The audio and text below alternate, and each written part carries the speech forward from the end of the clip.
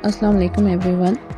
मुझे उम्मीद है कि आप सब लोग खैरियत से होंगे, ठीक है, और जहाँ जहाँ आप रह रहे हैं खुश खुरम ज़िंदगी गुजार रहे होंगे, ठीक है। तो आज मैं आप लोगों को आटा गूँथने का तरीका बताने जा रही हूँ और मुझे उम्मीद है कि अगर आप लोग इस तरीके से आटा गूँथेंगे तो आपका आटा कभी भी ख़राब नहीं होगा। अच्छा जी, आपने करना क्या है कि आपने जिस पानी से आटा गूँथना है उसे आप फ्रिज में रख दें तकरीबन 20 मिनट के लिए। जब वो थोड़ा सा ठंडा हो जाए तो उससे फिर आपने आटा गूँथना शुरू करना है।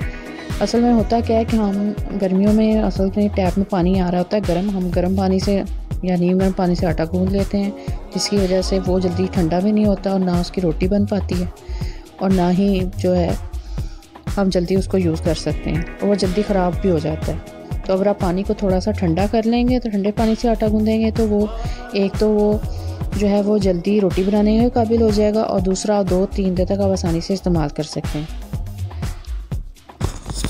जी, आटा गूँथते हुए एक चीज़ का आपने ख्याल करना है कि इस पानी जो है वो जितना आपका आटा है उससे आपने उसका तीसरा हिस्सा आपने पानी पहले डालना है, ठीक है, और आटे और पानी को मिक्स करना है। फिर आपने थोड़ा थोड़ा पानी डाल के तो आटे और उसको मिक्स करना है। सारा पानी एक ही दफ़ा नहीं डाल देना, ना ही ज़्यादा पानी पहली दफ़ा में डाल देना है। पहली दफ़ा में आपने तीसरा हिस्सा आटे का पानी डालना है, ठीक है।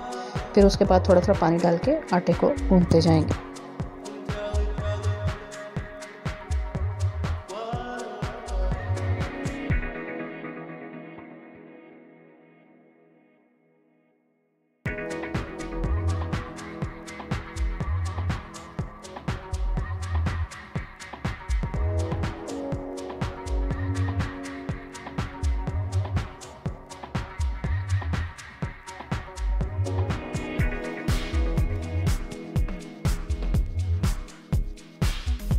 जब आटा और पानी अच्छे तरीके से मिक्स हो जाए तो उसके बाद आपने हल्का हल्का हाथ गीला करके तो मुक्की देनी है आटे को। ज़्यादा पानी नहीं लगाना क्योंकि आटा जो है वो तकरीबन आधा आपका गूँथ चुका हुआ है, ठीक है।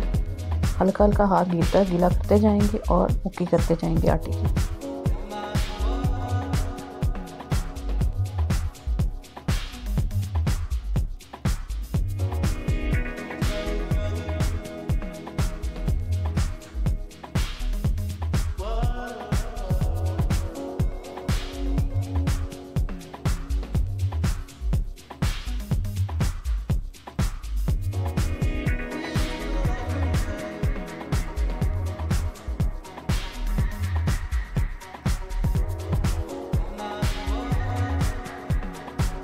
जैसा कि आप लोग देख रहे हैं कि परात भी बिल्कुल साफ़ है और आटा भी बिल्कुल भी परात के साथ चिपका हुआ नहीं है, ठीक है।